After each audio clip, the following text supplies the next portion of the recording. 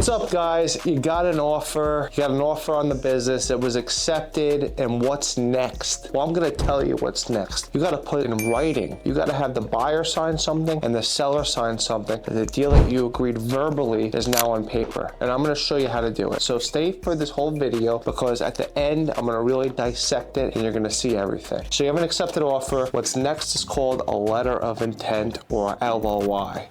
Now, a fun fact about LOIs, letter of intents, only 20% of them go through. And that's because a lot of these brokers, they don't vet the buyers correctly. They don't understand that the search funds don't have the money now or that the buyer doesn't have the money now. They don't get the liquidity up front. And my LOI rates are much higher because I do that. But the point of this video is to show you how to write an LOI, so come on. So you're gonna start with, you need the buyer's name and the buyer's entity name. That's very important. That's a key thing that you need on the LOI. Buyer name, right? And buyer entity name, okay? That's gonna be in the beginning. And you're also gonna need the business name and the business address. So that's gonna be stated on the LOI. If anyone wants a free copy of my LOI, just shoot me a comment in the comments and I'll give you a free template. But for the first thing you're gonna do, you're gonna basically address who the buyer is, their entity, the business name, the business address, and obviously the date up top as well. You have all these things.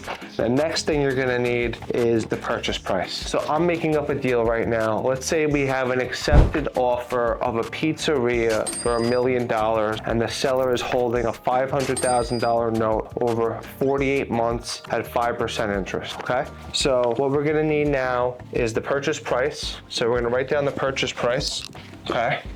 Then we're gonna have to figure out what the down payment's gonna be. Is it 10%? Is it 5%? Usually down payments on businesses under 5 million are 10%. So let's say the down payment, purchase price is 1 million, the down payment is $100,000. This down payment is gonna be held in the seller's attorney's escrow account. So we're gonna state that in the LOI, all right? Held in the seller's attorney's escrow account.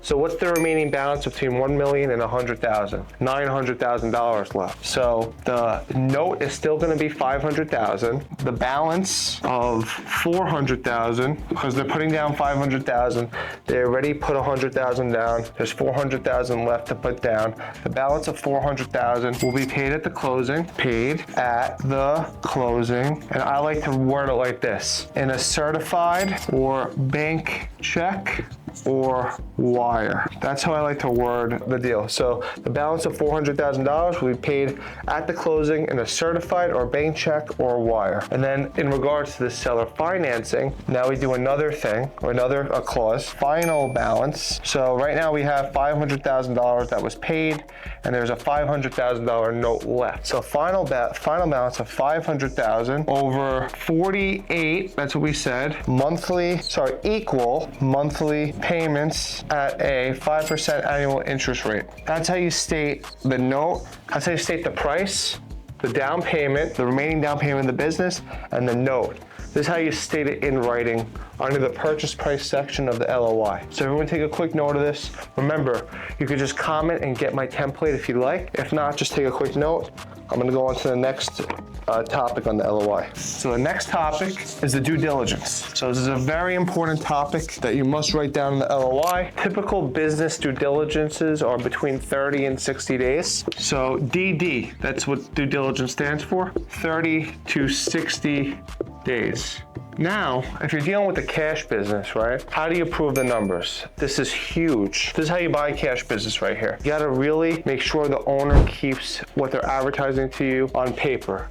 So if the place is doing $100,000 a month, I'm making up numbers, I like to keep the owners to be within 10% of that monthly revenue. So if the place does under $90,000 a month, the buyer can get his money back. If the place does $90,000 or over, the buyer cannot get his money back due to the sales. So I teach that in a different video, how to buy a cash flowing business. I'm writing a book on how to buy a cash business, and I would love for everyone to tune into that. But this is a due diligence clause, usually 30 to 60 days. Then we also have a closing date clause. So closing date, usually that's right after the due diligence, 30 days, 15 to 30 days after, all right? So you have the due diligence clause, the closing date clause, you have a landlord approval clause. So the deal is contingent upon the landlord landlord approving the assignment. And remember, this is all, guys, just comment it. I'll give you a free template of all this. And then, of course, we have a broker clause, which is another clause that we have, where I basically state Headstone Business Advisors is the broker, and the seller agrees to pay Headstone Business Advisors his fee. It's just a simple clause. And then I have a confidentiality clause as well, where I talk about that the deal has to be confidential between both parties, and we got to keep it that way. That's a big clause in there as well. So I'm going to label confidentiality as CA clause. And that's basically it. Those are the main points on the LOI. And once you have an accepted offer,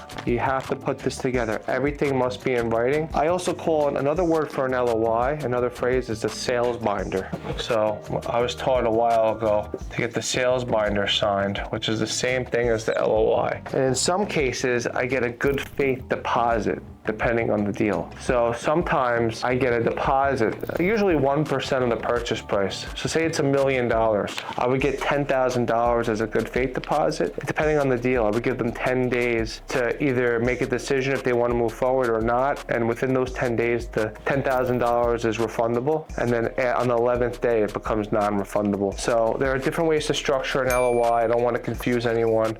These are the main topics. I hope this video helped. After the LOI, you go right into a contract. Before you go into a contract though, you got to introduce the attorneys, the buyer's attorney and the seller's attorney. That's called the introduction of attorney's emails, which I go over as well. So a lot of times people are a little hesitant on signing a letter of intents. They don't want to sign. They think that they're signing their life away, but this shows that they're serious. If someone is not going to sign an LOI with you, they're not going to close a deal, they're not going to sign a contract with you.